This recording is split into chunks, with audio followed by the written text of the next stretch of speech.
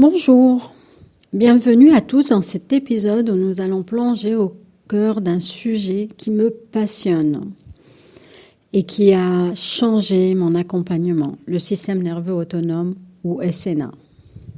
Pourquoi est-il essentiel de comprendre son fonctionnement ? Beaucoup d'entre nous connaissent les fameuses réactions d'attaque, de fuite ou d'immobilité. Mais peu savent vraiment identifier dans quel état leur système nerveux se trouve au fil de la journée. Et encore moins sont conscients de l'impact profond qu'il peut avoir sur notre santé, nos habitudes et nos relations, qu'elles soient avec nous-mêmes ou avec les autres. Aujourd'hui, je vais vous parler du SNA à travers l'approche polyvagale développée par Stephan Porges. Votre système nerveux est autonome. Qu'est-ce qu'on entend par autonome ? C'est-à-dire il fonctionne indépendamment de votre volonté. Un peu comme votre respiration ou votre digestion, il gère vos fonctions vitales sans que vous n'ayez à y penser. Sa mission principale ? Assurer votre sécurité. Mais attention, il fonctionne de manière binaire. Il ne distingue que deux états, danger ou sécurité. Les nuances, c'est votre cortex préfrontal, la partie rationnelle de votre cerveau qui les apporte. Le problème, c'est que lorsque votre système nerveux perçoit une menace, c'est comme si cette rationalité se déconnectait. On dit que le cerveau émotionnel prend le dessus sur le cerveau rationnel, on parle de dissociation. C'est ce qui explique par exemple que vous savez pertinemment que vous devriez quitter une relation toxique ou arrêter de fumer, mais que vous n'y arrivez pas. Votre système nerveux est en pilote automatique. Comment cela se traduit concrètement dans votre quotidien ? Quand votre système perçoit un danger réel ou pas, et j'aborderai plus tard la notion de danger réel ou pas, il active d'abord l'état sympathique.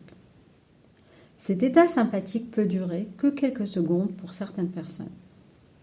C'est une montée d'énergie, votre cœur s'emballe, votre respiration s'accélère, les émotions peuvent devenir intenses, vous pleurez, vous criez, les peurs. Cet état est utile pour fuir ou combattre le danger, ou même pour faire des choses dans votre vie du quotidien. Par exemple, vous aimeriez parler à une personne d'une problématique, mais elle ne répond jamais au téléphone. On dit que cette personne est dans un sympathique fuyant. Mais si le danger persiste et que vous êtes dans l'incapacité de vous éloigner du danger, votre système passe en mode dorsal, une réponse de paralysie. Ça peut arriver si vous travaillez dans un environnement toxique, mais pas que, même dans des situations qui vous paraissent anodines, parce qu'on a tendance à minimiser les choses. Dans cet état dorsal, les personnes parlent de fatigue, d'être vidé de son énergie, sans envie. On fonctionne en mode automatique, mes clients disent souvent c'est la routine. On est dans un brouillard, confus, on a du mal à prendre des décisions. Il y a des fois de la procrastination. On est beaucoup dans le mental, déconnecté du corps.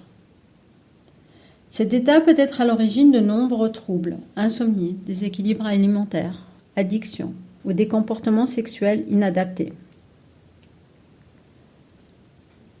Vous comprenez que dans cet état, vous êtes tétanisé. Certains parlent d'une lourdeur dans le corps. Donc l'énergie ne circule pas et des fois elle peut se figer à des endroits bien précis et c'est ce qui va créer des tensions et des douleurs dans le corps comme des lombalgies, des douleurs cervicales, des tendinites, etc. Le nerf vague agit comme un frein naturel pour ralentir le système nerveux et c'est lui qui est responsable de la récupération, du repos et de la digestion. Qu'est-ce que j'entends par danger réel ou perçu ? Votre système nerveux autonome ne fait pas toujours la différence entre une véritable menace et un souvenir inconscient associé au danger. Prenons l'exemple de cette maman qui m'a confié qu'à chaque fois que son bébé pleurait, elle ressentait une panique incontrôlable. Pourtant, un bébé qui pleure n'est pas un danger en soi. On dit que la réponse du système est inadaptée. Dans ce cas, un accompagnement ciblé aidera à recalibrer le système nerveux. Alors pourquoi cette réaction? Parce que sans qu'elle en ait conscience, cela faisait écho à sa propre détresse lorsqu'elle était bébé. Sa mère, dépressive à l'époque, la laissait pleurer des heures sans intervenir.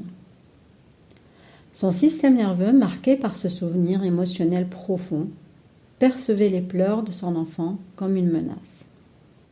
Comment on se sent quand on est régulé?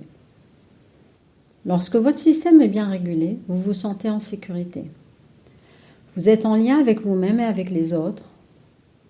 On dit qu'on est dans le self, en anglais. Voici ce que mes clients me partagent après quelques séances. J'ai retrouvé de l'énergie et de l'élan. Je dors mieux, je mange mieux, je prends soin de moi. Je suis plus calme, moins réactif face aux imprévus.